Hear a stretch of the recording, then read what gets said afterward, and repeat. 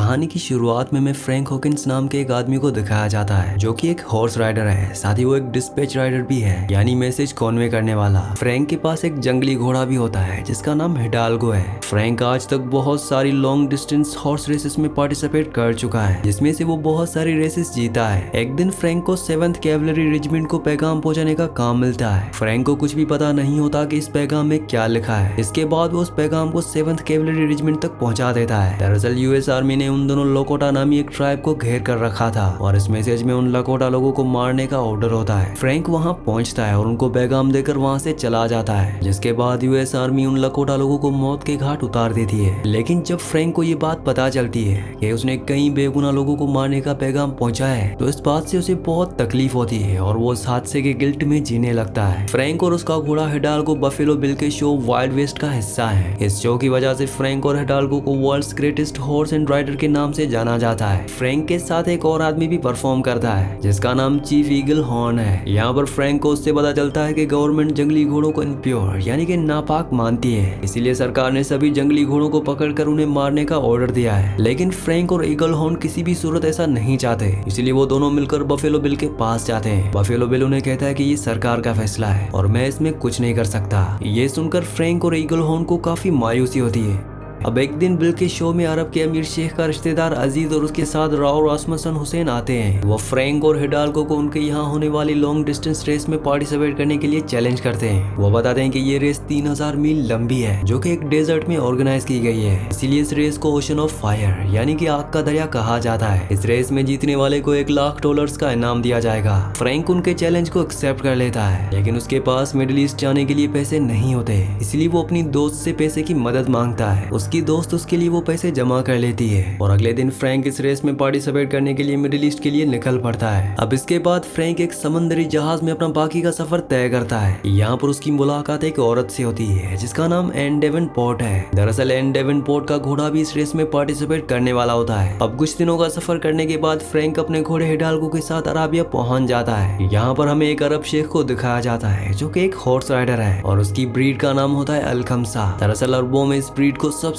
तेज माना जाता है। शेख अपने घोड़े को जिसका नाम अल्हतल है उसे भी रेस में दौड़ाने वाला है, जिसका राइडर खुद प्रिंस होगा, क्योंकि उसने प्रिंस से ये प्रॉमिस किया है कि अगर वो इस रेस को जीत गया तो वो अपनी इकलौती बेटी जिसका नाम जजीरा है उससे शादी करवा देगा। अब अराबिया पहुंचने के बाद फ्रैंक की मुलाकात शेख से होती है। दरअसल ये शेख नहीं चाहता कि फ्रैंक ये रेस जीते, लेकिन फ्रैंक को अपने ऊपर पूरा कॉन्फिडेंस होता है कि वही रेस जीतेगा। वही शेख की बेटी जजीरा उस प्रिंस की बीवी नहीं बनना चाहती, इसीलिए वो चाहती है कि फ्रैंक ये रेस जीत जाए, इसीलिए वो फ्रैंक को सपोर्ट करती है। अब इसके बाद रेस शुरू हो जाती है और फ्रैंक रेस में आगे बढ़ जाता है, लेकिन ये रेस इतनी आसान नहीं होती है क्योंकि इन्हें तपते रेगिस्तान के बीच में से गुजरना है। अब रास्ते में तेज गर्मी की वजह से बहुत सारे घोड़े दम तोड़ देते हैं। फ्रैंक के लिए इस रेस को जीतना बहुत जरूरी है, लेकिन इनको रेगिस्तान में बहुत मुश्किल हो रही होती है क्योंकि फ्रैंक और हिडाल्गो को रेगिस्तान में दौड़ने की आदत नहीं होती। अब रेस के पहले ही राउंड में उनका सामना एक बहुत बड़े रेतीले तूफान से होता है। रेत के तूफान से बचने के लिए फ्रैंक हिडाल्गो को लेकर एक खंडर जगह में घुस जाता है। कुछ देर बाद जब तूफान खत्म होता है तो फ्रैंक और हिडाल्गो उस खंडर से बाहर आते हैं। फ्रैंक के पास जितना भी पानी था वो रेत के तूफान की वजह से खराब हो चुका है, लेकिन इसके बावजूद भी वो अपना सफर फिर से शुरू करते हैं। बहुत देर तक फ्रैंक और हिडाल्गो रेगिस्तान में सफर करते हैं। इसके बाद पहला राउंड खत्म हो जाता है और सभी राइडर्स वापस अपनी जगह पर आ जाते हैं। रेत के तूफान की वजह से बहुत सारे राइडर्स मर जाते हैं। अब कुछ देर के बाद शेख से मिलने के लिए उसका रिश्तेदार कातिब आता है। दरअसल कातिब शेख के घोड़ों की नस्ल अलखमसा पर कब्जा करना चाहता है और वो शेख से उसे अलखमसा का मालिक बनाने के लिए कहता है, लेकिन शेख को ये बात मंजूर नहीं होती क्योंकि अलखमसा नस्ल को उसके पूर्वज भी पालते आए हैं, इसीलिए वो कातिब को मना कर देता है। इसके बाद टेंट में हम फ्रैंक को देखते हैं जहाँ पर जजीरा आती है। वो फ्रैंक को समझाती है कि वो अपने घोड़े के साथ किस तरह से रेगिस्तान में सरवाइव कर सकता है, लेकिन तभी शेख वहाँ पर आ जाता है और वो इन दोनों को एक साथ देख लेता है। शेख को ये बात बिल्कुल भी मंजूर नहीं होती कि उसकी बेटी के साथ कोई अनजान आदमी बात करे। हालांकि जजीरा उसे समझाने की कोशिश भी करती है कि फ्रैंक ने उसे यहाँ नहीं बुलाया था, बल्कि वो खुद उसके टेंट में गई थी और फ्रैंक ने उसके साथ कोई भी बात नहीं की है। लेकिन शेख उसकी कोई बात नहीं सुनता और वो फ्रैंक को सजा देने का ऑर्डर देता है। है। वो अपने आदमियों से फ्रैंक का प्राइवेट पार्ट काटने के लिए कहता है। वीडियो में आगे बढ़ने से पहले एक जरूरी अनाउंसमेंट, अगर आप साईफाई, सर्वाइवल और हॉरर मूवीज के शौकीन हैं तो हमारे दूसरे चैनल को सब्सक्राइब कर लीजिए, क्योंकि वहाँ पर हम हॉरर और साईफाई मूवीज अपलोड करते हैं। तो आप सबसे रिक्वेस्ट है कि जल्दी से जाके हमारे दूसरे चैनल को सब्सक्राइब कर लीजिए। चैनल का लिंक नीचे डिस्क्रिप्शन में है। अब शेख के आदमी फ्रैंक को सजा देने की तैयारी करते हैं, लेकिन तभी वहाँ पर कातिब के आदमी उन पर अटैक कर देते हैं। दरअसल कातिब शेख के घोड़े अल-हतल को हासिल करना चाहता है, जिस वजह से उसने शेख पर हमला किया होता है, लेकिन प्रिंस अल-हतल को लेकर वहाँ से भाग जाता है। वहीं दूसरी तरफ जजीरा भी फ्रैंक के हाथ खोल देती है, लेकिन शेख का रिश्तेदार अजीज शेख के टेंट से वो किताब लेकर भाग जाता है जो शेख को उसके पूर्वजों से मिली थी, जिसमें अल-खमसा नस्ल को पालने के बारे में सब कुछ लिखा हुआ होता है। इसके बाद कातिब के आदमी वहाँ से चले जाते हैं और अब शेख को पता चलता है कि कातिब जजीरा को अपने साथ ले गया है और अब जजीरा के बदले कातिब ने शेख से उसका घोड़ा अल-हतल मांगा है। शेख को ये बात भी पता चलती है कि अजीज ने उसकी टेंट से वो किताब चुरा ली है, जिसमें अल-खमसा के बारे में सब कुछ लिखा हुआ है। इसलिए वो अजीज को पकड़ने के लिए अपने आदमियों को कहता है। उसके आदमी अजीज को पकड़ लेते हैं। शेख उसे उस किताब के बारे में पूछता है, लेकिन अजीज कहता है कि मैं उस किताब को अपने पास सेफ रखना चाहता था, लेकिन कातिब के आदमी वो किताब मुझसे ले गए। तभी फ्रैंक बीच में आता है और अजीज को मारता है। वो उसे अपने घोड़े के साथ बांध देता है, जिसके बाद अजीज को ना चाहते हुए भी शेख को कातिब की लोकेशन बतानी पड़ती है। शेख फ्रैंक से कहता है कि अगर वो जजीरा और उस किताब को वापस ले आया तो वो उसकी सजा वापस ले लेगा। इसके बाद फ्रैंक अजीज और शेख के एक और वफादार आदमी के साथ उस जगह पहुंच जाता है जहाँ पर कातिब रहता है। फ्रैंक अपने साथ अल-हतल घोड़े को भी लाया होता है। वो अल-हतल घोड़े को कातिब के हवाले कर देता है और बदले में वो कातिब से जजीरा को आजाद करवा देता है। लेकिन थोड़ी देर बाद ही कातिब को पता चलता है कि वो घोड़ा अल-हतल नहीं बल्कि वो सफेद घोड़ा है, जिस पर फ्रैंक ने काला रंग चढ़ाया है, जिस बात से कातिब भड़क जाता है और उस धोखे के लिए कातिब के आदमी फ्रैंक और उसके साथियों पर अटैक कर देते हैं। फ्रैंक के साथ जो शेख का आदमी होता है वो कातिब के बहुत सारे लोगों को मार देता है, लेकिन इस लड़ाई में वो खुद भी मारा जाता है। वहीं जजीरा अपने फादर की वो किताब कातिब के वहाँ से चुरा लेती है और फ्रैंक जजीरा के साथ वहाँ से भाग जाता है। फ्रैंक के साथ जो कुछ भी हुआ, जजीरा उसके लिए फ्रैंक से माफी मांगती है।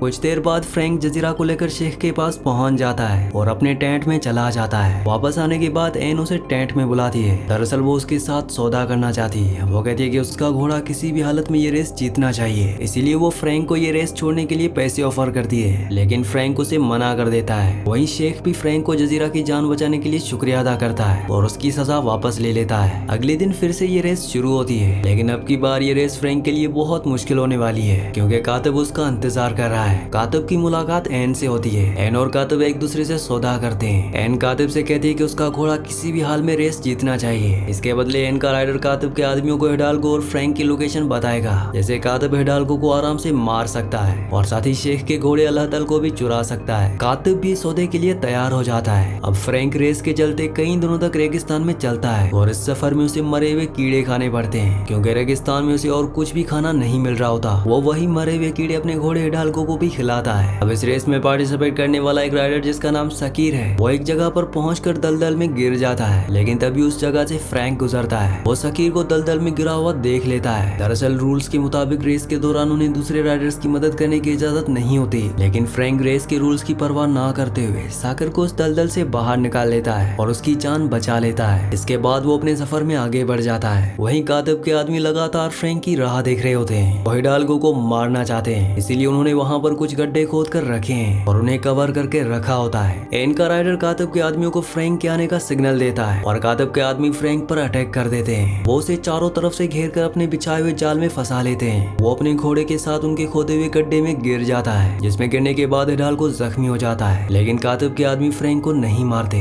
क्योंकि एन ने उन्हें ऐसा करने से मना किया होता है। इसके बाद वो लोग वहाँ से चले जाते हैं। अब हिडाल्गो काफी जख्मी हो गया है। वो उस गड्ढे से बाहर नहीं आ पा रहा होता। तभी वहाँ पर शाकिर पहुँच जाता है। शाकिर फ्रैंक और हिडाल्गो को उस गड्ढे से बाहर निकालने में मदद करता है, लेकिन तभी कातिब के आदमी उन पर चीते छोड़ देते हैं। चीते उन पर हमला कर देते हैं, लेकिन फ्रैंक और शाकिर मिलकर उन चीतों को मार देते हैं। पर कातिब के आदमी शाकिर को गोली मार देते हैं, जिससे वहीं पर ही उसकी मौत हो जाती है। कातिब फ्रैंक से अपने साथ लड़ने के लिए कहता है। फ्रैंक और कातिब के बीच में लड़ाई हो जाती है, लेकिन बड़ी ही चालाकी से फ्रैंक कातिब को उसी के बिछाए हुए जाल पर खड़ा कर देता है और रस्सी खींचकर उसे उसी गड्ढे में गिरा देता है।